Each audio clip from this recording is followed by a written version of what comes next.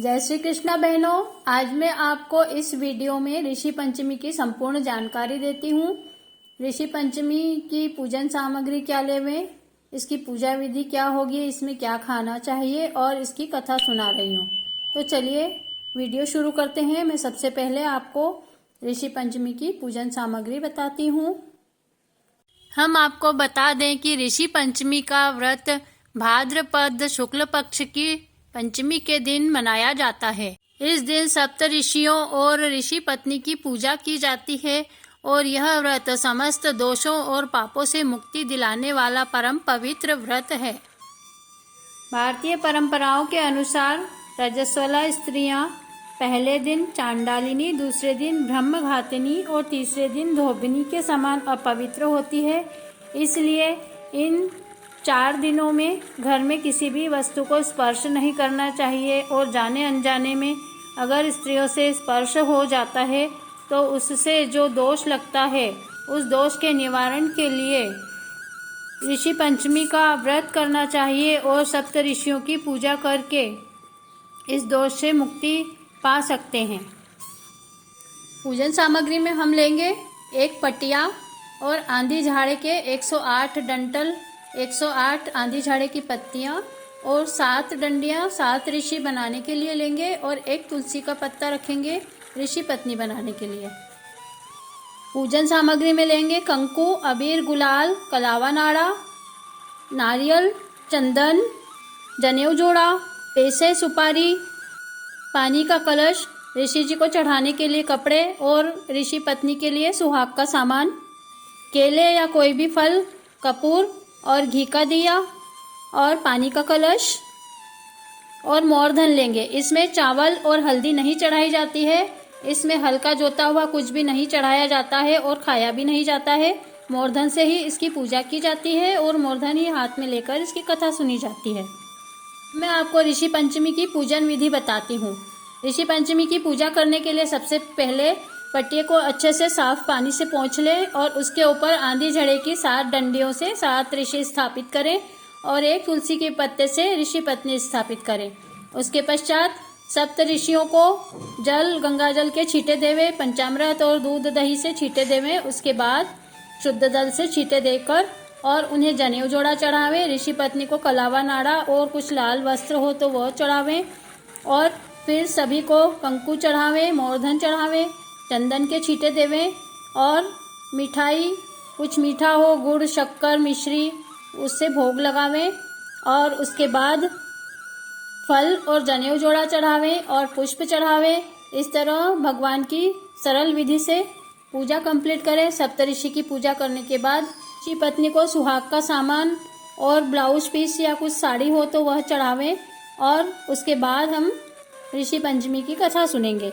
ऋषि पंचमी का व्रत करने वालों को स्नान करते वक्त आंधी झाड़े की 108 डंटल और 108 पत्तियां लेकर स्नान करने जाना चाहिए और उन डंटल से 108 बार दांतों का दातुन करना चाहिए और जो पत्तियां हैं 108 उनको सिर पर रखकर 108 जल के लोटे डालते जाना चाहिए। इस तरह स्नान करना चाहिए। नहाने के जल में गंगा जल और मोरधन भी डाल दें और फिर उस पानी से स्नान करें। ऋषि पंचमी का व्रत करने वालों को आंधी झाड़े की 108 डंठल लेना चाहिए और उससे दातुन करना चाहिए। उसके पश्चात 108 आंधी झाड़े की पत्तियों का बंडल लेकर और उसे नहाने के समय साथ में रखना चाहिए और उसे सिर पर रख लेना चाहिए। फिर नहाने के जल में गंगा जल और मोरधन डाल लें और उस जल से 108 लोटे सिर पर जो पत्तियां रखी है उसके ऊपर डालते जाएं और स्नान कर लें। इस तरह ऋषि पंचमी के दिन स्नान जरूर करना चाहिए। ऋषि पंचमी की पूजा में सप्त ऋषि की और ऋषि पत्नी की स्थापना करके उनकी पूजा करनी चाहिए और धूप दीप नैवेद्य लगाकर आरती करना चाहिए और ऋषि पंचमी की कथा सुनना चाहिए। ऋषि पंचमी के व्रत में हल्का जुता हुआ कुछ भी नहीं खाते हैं। इसमें सिर्फ मोरधन ही खाना चाहिए। मोरधन को या तो आप नमकीन बना लें या मोरधन की खीर भी बनाकर खा सकते हैं। इस तरह व्रत में मोरधन ही चढ़ावें और मोरधन को ही खावें। चलिए अब मैं आपको ऋषि पंचमी की कहानी सुनाती हूँ। यह कहानी ब्रह्म पुराण से ली गई है। जो कि एक पारंपरिक कहानी है और सभी ऋषि पंचमी का व्रत करने वाले इसी कहानी को सुनते हैं। तो चलिए मैं कहानी सुनाती हूँ। ब्रह्म पुराण के अनुसार एक बार राजा शीताश्व ने ब्रह्मा जी से पूछा कि सभी पापों को नष्ट करने वाला ऐसा कौन सा श्रेष्ठ व्रत है। तब ब्रह्मा जी ने ऋषि पंचमी का व्रत बतलाया।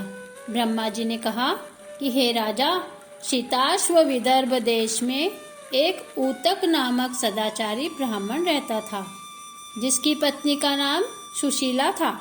उसके 2 संतानें थी, एक पुत्री तथा दूसरा पुत्र था। कन्या विवाह होने के पश्चात विधवा हो गई। इस दुख से दुखित ब्राह्मण दंपति कन्या सहित गंगा तट पर कुटिया बनाकर रहने लगे। एक दिन जब वह कन्या सो रही थी तो उसका सारा शरीर कीड़ों से भर गया। कन्या ने सारी बात अपनी माँ से कही। माँ ने अपने पति से सब बात कहते हुए पूछा कि हे प्राणनाथ, मेरी साध्वी कन्या की यह गति होने का क्या कारण है। उत्तेक ने समाधि लगाकर इस घटना का पता लगाकर बताया कि पूर्व जन्म में यह कन्या ब्राह्मण थी। इसने रजस्वला होते ही सारे बर्तन को छू लिए थे और सारे घर में छुआछूत की थी। इस जन्म में भी इसने लोगों की दशा देखी, ऋषि पंचमी का व्रत नहीं किया, इसलिए इसके शरीर में कीड़े पड़े हैं। धर्मशास्त्रों की मान्यता है कि रजस्वला स्त्री पहले दिन चांडालिनी, दूसरे दिन ब्रह्मघातिनी तथा तीसरे दिन धोबिन के समान अपवित्र होती है। वह चौथे दिन स्नान करके शुद्ध होती है। यदि वह शुद्ध मन से अब भी ऋषि पंचमी का व्रत कर ले तो सारे दुखों से छूट जाएगी और अगले जन्म में अटल सौभाग्य को प्राप्त होगी। पिता की आज्ञा से पुत्री ने विधि पूर्वक ऋषि पंचमी का व्रत किया और ऋषि जी की पूजा की। व्रत के प्रभाव से वह सारे दुखों से मुक्त हो गई और अगले जन्म में उसे अटल सौभाग्य सहित अक्षय सुखों का भोग मिला। इस तरह सभी स्त्रियों को जब तक मासिक धर्म आता रहे तब तक ऋषि पंचमी का व्रत अवश्य करना चाहिए। जब मासिक धर्म आना बंद हो जाए तो ऋषि पंचमी का उज्मन करके ऋषि पंचमी का व्रत छोड़ सकते हैं। ऋषि पंचमी की दूसरी कहानी। एक समय की बात है, एक गांव में एक ब्राह्मण रहता था जिसका नाम सुमित्र था। उसकी पत्नी बहुत ही रूपवती और गुणवती थी। ब्राह्मण बहुत ही पढ़ा लिखा विद्वान पंडित था और वह खेती बाड़ी करके अपना भरण पोषण किया करता था। उसकी पत्नी भी उसके साथ उसकी खेती बाड़ी में सहयोग करती थी। एक बार ऐसा हुआ कि ब्राह्मण की स्त्री रजस्वला होते हुए सभी घर के कार्य करती रही। कुछ समय के पश्चात ब्राह्मण और ब्राह्मणी दोनों की मृत्यु हो गई।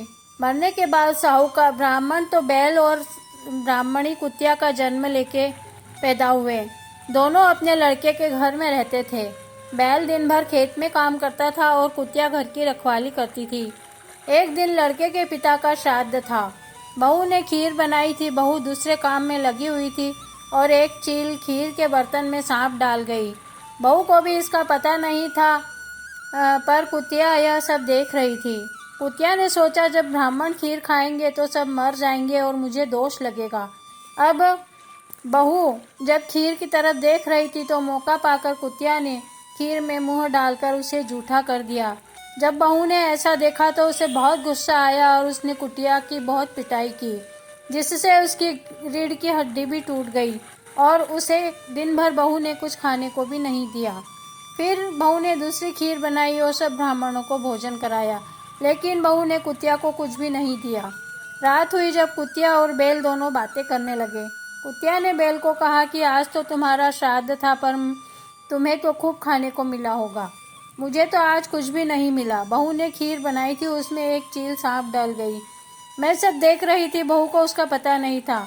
मैंने बहू की उपस्थिति में खीर को जूठा कर दिया, जिससे सभी ब्राह्मण बच गए। बहू ने गुस्से में आकर मुझे जलती लकड़ी से मारा। मेरी कमर टूट गई और मुझे खाने को भी कुछ नहीं दिया। बैल बोला, आज मैं भी भूखा हूँ, कुछ खाने को नहीं मिला और आज तो और दिनों से ज़्यादा काम करना पड़ा।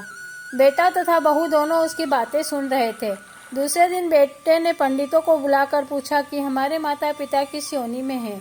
पंडितों ने देखकर बताया कि आपके पिताजी बैल योनि में हैं और माँ कुतिया योनि में है। लड़का यह सुनकर सारा रहस्य जान गया। उसने अपने माता पिता को भरपेट भोजन कराया और उनके इस योनि से छुटकारा पाने के उपाय पंडितों से पूछा।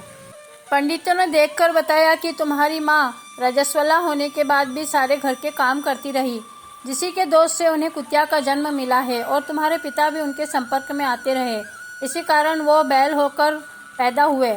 इस तरह दोनों बैल और कुतिया। अगर तुम अपने माता पिता को इस योनि से छुटकारा दिलाना चाहते हो तो तुम दोनों पति पत्नी ऋषि पंचमी का व्रत करो। उस व्रत का फल तुम अपने माता पिता को दोगे तो वह इस योनि से छूट जाएंगे। तब बेटे ने ऋषि पंचमी का अपनी पत्नी के सहित व्रत किया और उसका फल अपने माता पिता को दिया, जिससे उनके माता पिता कुत्ते और बैल की योनि से छुटकारा मिला और उनकी सद्गति हो गई। इस तरह ऋषि पंचमी का व्रत करने से सभी पापों से और दोषों से छुटकारा मिल जाता है। स्त्रियों को यह व्रत अवश्य करना चाहिए, जिससे कि रजस्वला होने के समय कुछ भी गलतियां या स्पर्श हो जाए तो उसके दोष से उन्हें छुटकारा मिल जाए। अब मैं आपको ऋषि पंचमी के उज्जमन की सामग्री और विधि बताती हूँ। ऋषि पंचमी के उज्जमन में सप्त ऋषि और एक ऋषि पत्नी के लिए सब वस्त्र लाना चाहिए।